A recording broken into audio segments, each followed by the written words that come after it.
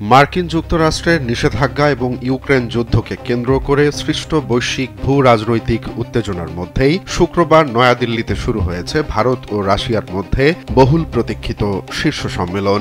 রুশ president Vladimir Putin এবং ভারতের প্রধানমন্ত্রী নরেন্দ্র মোদীর এই দিনব্যাপী বৈঠক দুই দেশের সম্পর্ককে নতুন উচ্চতায় নিয়ে যাওয়ার লক্ষ্য নির্ধারণ করছে। তাদের প্রধান আলোচ্য বিষয় হয়ে উঠেছে বাণিজ্য বৃদ্ধি এবং ইউক্রেন যুদ্ধ সম্পর্কিত মার্কিন নিষেধাজ্ঞা থেকে ভারতের রেহাই পাওয়ার বিষয়টি।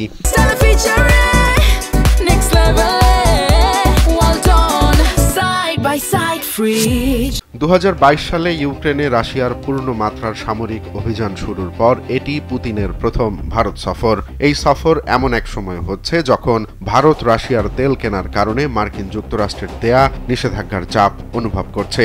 এই চাপ থেকে মুক্তি পেতে ভারত আন্তর্জাতিক স্তরে কূটনৈতিক তৎপরতাও চালাচ্ছে। বৃহস্পতিবার নয়াদিল্লিতে পৌঁছানোর পর প্রধানমন্ত্রী মোদী প্রোটোকল ভেঙে ব্যক্তিগতভাবে বিমানবন্দরে পুতিনকে উষ্ণ অভ্যর্থনা জানান এবং তাকে আলিঙ্গন করেন। পরে মোদীর বাসভবনে তাদের ব্যক্তিগত নৈশভোজ সম্পন্ন হয়। রাশিয়ার পক্ষ থেকে ভারতের সঙ্গে সম্পর্ক জোরদার করার উপর জোর দেয়া হচ্ছে, কারণ ভারত ইতোমধ্যেই রুশ অস্ত্রের অন্যতম শীর্ষ ক্রেতায় পরিণত হয়েছে।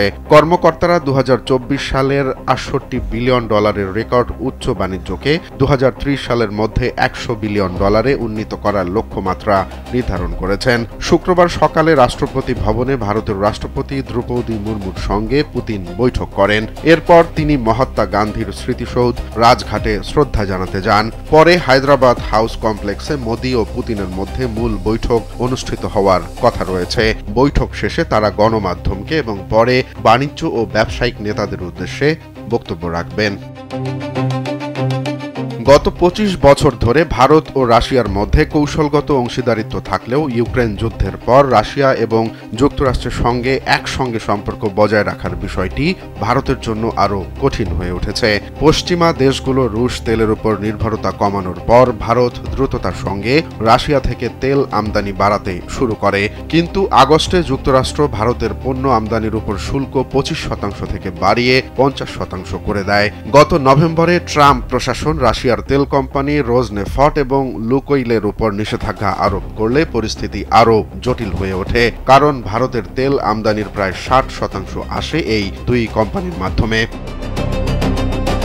এই নিষেধাজ্ঞা আরোপের প্রতিক্রিয়ায় ভারত মনে করে যে তারা অন্যায়ভাবে যুক্তরাষ্ট্রের লক্ষ্যবস্তুতে পরিণত হয়েছে, কেননা পশ্চিমা দেশগুলো তাদের স্বার্থে মস্কোর সঙ্গে এখনো ব্যবসা করছে।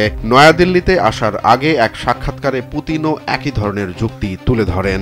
তিনি বলেন, মার্কিন যুক্তরাষ্ট্র যদি তাদের পারমাণবিক বিদ্যুৎ কেন্দ্রের জন্য আমাদের কাছ থেকে পারমাণবিক জ্বালানি কিনতে পারে, তাহলে ভারতেরও একই সুযোগ থাকা উচিত।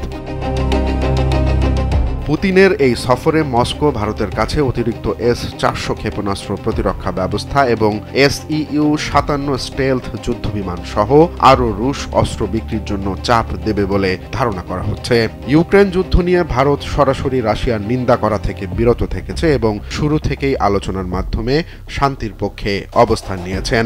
যদিও যুদ্ধ বন্ধের জন্য মস্কো এবং কিয়েভের সঙ্গে যুক্তরাষ্ট্রের আলোচনা চলছে, তবুও এই শীর্ষ সম্মেলন বৈশ্বিক মঞ্চে ভারতের কূটনীতির জন্য এক কঠিন ভারসাম্যের পরীক্ষা হিসেবে বিবেচিত হচ্ছে। রোমান্স তালুকদার, কালবেলা।